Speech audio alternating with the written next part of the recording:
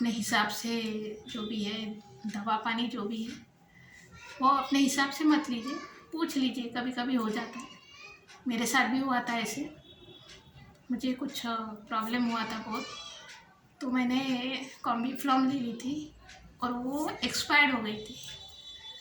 और उसके आधे घंटे के बाद मेरी जो हालत हुई थी ट्रेन में, यानी लगता है मैं पूरे कोमा में चली गई थी। यानी मुझे कुछ होश नहीं था, मुझे वोमिट हुआ, चक्कर आए 3 बार, मैं गिर पड़ी थी टोटली, मुझे कुछ भी याद नहीं था। बाद में जो भी लेडीज़ है उन्होंने बहुत हेल्प की मेरी आते तक। बाद में मेरी सिस्टर लेने आई थी, तो कुछ सर दर्द या कुछ दर्द हो रहा था मुझे बहुत, तो मुझे सहन ही नहीं हुआ, कुछ बुखार सा था, तो मैंने वो गोली खा ली। तो मुझे याद है वो, मुझे लगा कि वो थी लेकिन वो एक्सपायर्ड हो गई थी। तो ये इस तरह का हो जाता है। तो पता नहीं, एक कुछ था तो मैं बच गई, लेकिन मैं टोटली उस दिन तो इस तरह का हो जाता है बहुत कुछ। मुझे चल के भी नहीं हो रहा था जब मैं रास्ते से आ रही थी। तो ये इस तरह की सिचुएशन आ जाती है कभी कभी। तो गोलियाँ वगैरह जो भी है संभाल के लीजिए, नॉर्मली डॉक्टर से पूछिए आप, क्योंकि ये माहौल थोड़ा कठिन है, बहुत कठिन है ये माहौल।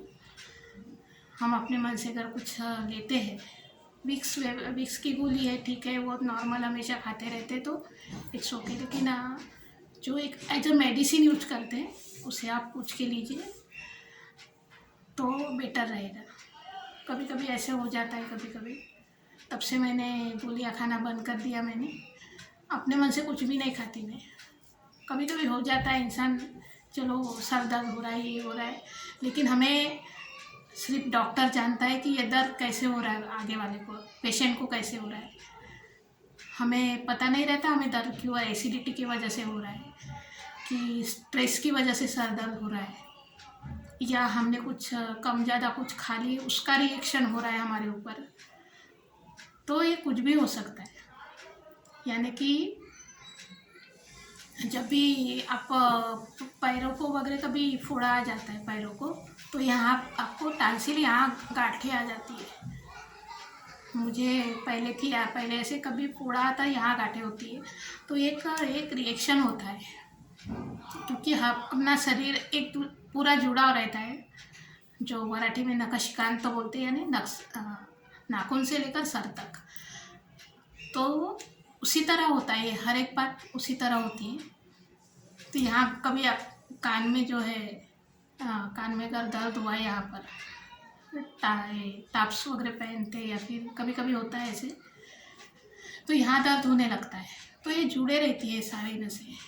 तो वो डॉक्टर ही बताएंगे कि आपको किस तरह का फीवर है, क्या है, तो वो उस हिसाब से दवा देते हैं। इसलिए हम लोग सुधरते हैं।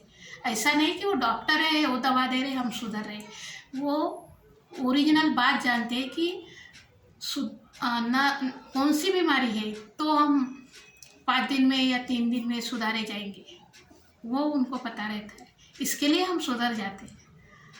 ऐसा होता है कभी कभी हम गोलियाँ खा लेते फिर भी दवाखाने हॉस्पिटल जाना पड़ता है, तो इसके लिए जाना पड़ता है क्योंकि हम सही दवा नहीं ले रहे, गलत दवा ले रहे, इसके लिए हम सुधरते नहीं। अभी एक बार ऐसा हुआ, मेरे पैरों में टोनिल हुआ था। टोनिल जो रहता है वो नाखून है, अंदर से बढ़ता है, अंदर से यानी बढ़ते रहता है। तो वो मैंने 2 साल तक किसी लेडीज ने मेरे पैरों पर सैंडल रख दी थी, तो वो नाखून अंदर चला गया, तो वो अंदर की तरफ बढ़ रहा था, तो मुझे दर्द ऊपर की तरफ, यानी तो ये 2 साल तक सहा है मैंने। बाद में वो सुधर गया। तो मैं पहले पीजी में बोला था, मैंने पीजी में रहती थी, और मैम हमेशा बोलते थे कि वहाँ एक डॉक्टर है, वो हमेशा दर्द पे इंजेक्शन देते, तो मुझे हंसी आती, तो वो मजाक लगता था मुझे। अभी मैं गई 5-6 महीने पहले उनके पास, यानी नहीं 1 साल के पहले से है, तो उन्होंने वो जो पूरा साफ करना था उनको, तो मुझे खर्चा तो 3-4 हज़ार रुपये आ ही जाता, क्योंकि डॉक्टर ने भी बोले थे कि उसका ऑपरेशन करना पड़ेगा, 20-25 हज़ार रुपये खर्चा आएगा। तो मैंने छोड़ दिया था उस वक्त। तो डॉक्टर के पास गई तो उन्होंने इंजेक्शन मेरे दर्द पे लगाया। मुझे इतना इंजेक्शन दर्द हुआ कि मैंने वो इंजेक्शन ही फेंक दिया निकाल के। बाकी मैं पैसे देकर वापस आई, मुझे नहीं कहने का, मुझे कुछ नहीं करना है। आपको अगर उसको यानी क्या बोलते हैं उसको, ऑपरेशन करने के पहले जो करते हैं ना पैरों को इंजेक्शन, यानी कुछ याद ना रहे ऐसा कुछ, तो वो दर्द पे इंजेक्शन मत दीजिए, साइड में दीजिए, ऐसा मेरा बोलना था। लेकिन वो दर्द पे दिया उन्होंने इंजेक्शन, तो मेरे को वो बात याद आ गई। कोई कोई डॉक्टर ऐसे भी रहते जहाँ दर्द होता है वही इंजेक्शन देते।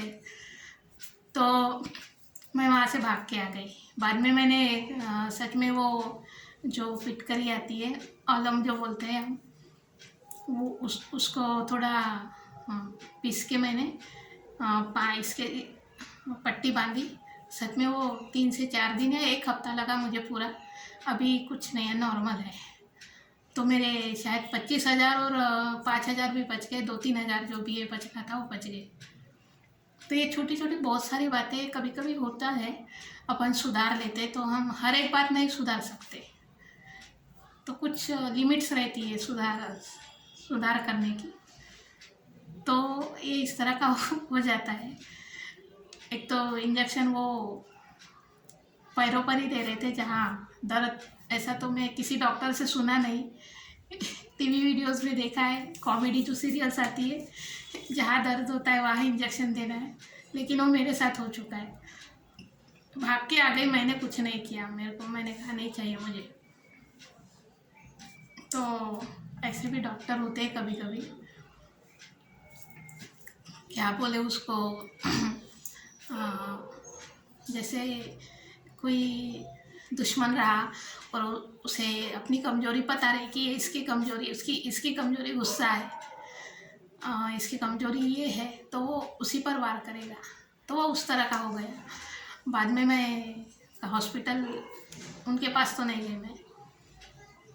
तो इस तरह का हो जाता है। कभी कभी कोई इंसान किसी को चाहता है या किसी को देख ले तो वो अपने आप ठीक हो जाता है, उसको किसी हॉस्पिटल या किसी चीज़ की ज़रूरत नहीं होती।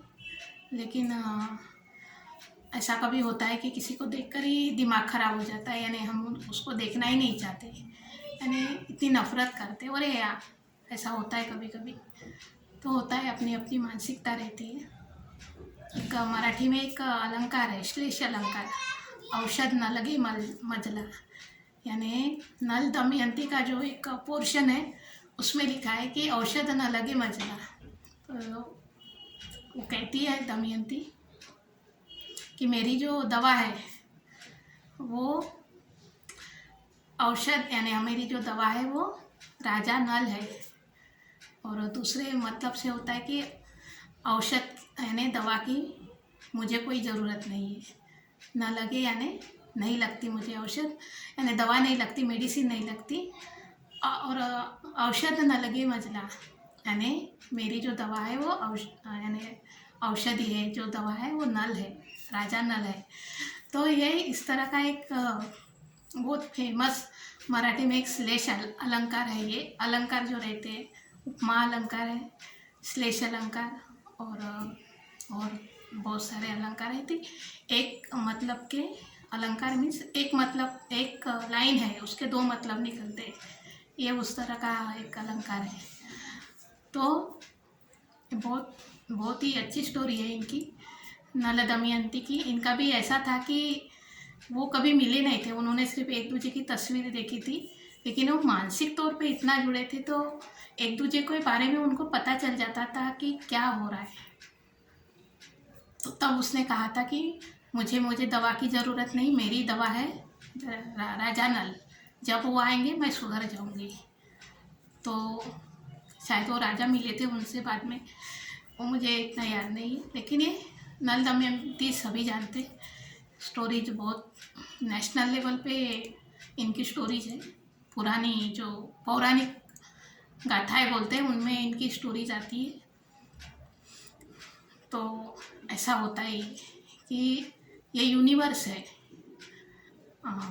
ये एक दूसरे से जुड़ा रहता है। ये जो भी है, हम किसी का बर्थडे मनाते हैं या किसी जयंती रहती, किसी का बर्थडे मनाते, या कुछ प्रॉपर कुछ तिथियाँ रहती है, उसी वक्त हम पूजा, बहुत बड़ी पूजाएँ है, यज्ञ है, जो भी करते हैं हिंदुओं में, तो एक उस वक्त का एक यूनिवर्स रहता है, उस वक्त पॉजिटिव एनर्जीज रहती है, उस वक्त वो सब कुछ किया जाता है।